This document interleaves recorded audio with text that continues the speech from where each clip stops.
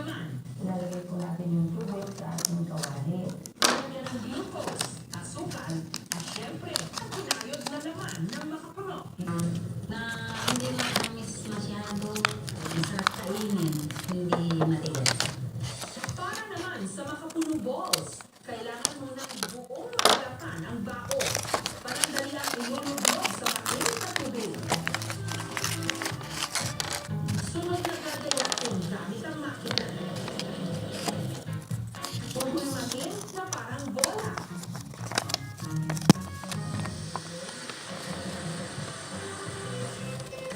At mamatamisin.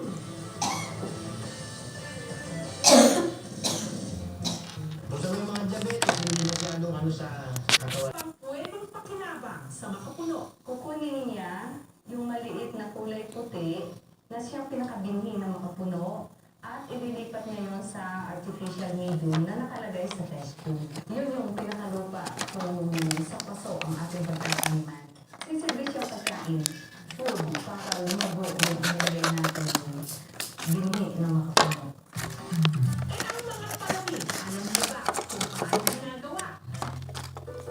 Sa pabrika na ito sa Quezon City, gumagawa sila at nagbibenta ng iba't ibang instant palamig mixtures at packages.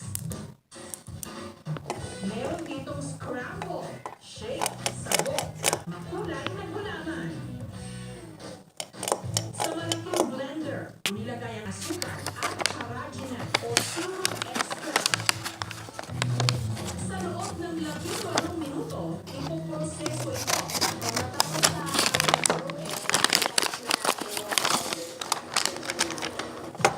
Kapag gagamitin na, kailangan lang tunawin sa mainit na tubig hanggang sa kumulo.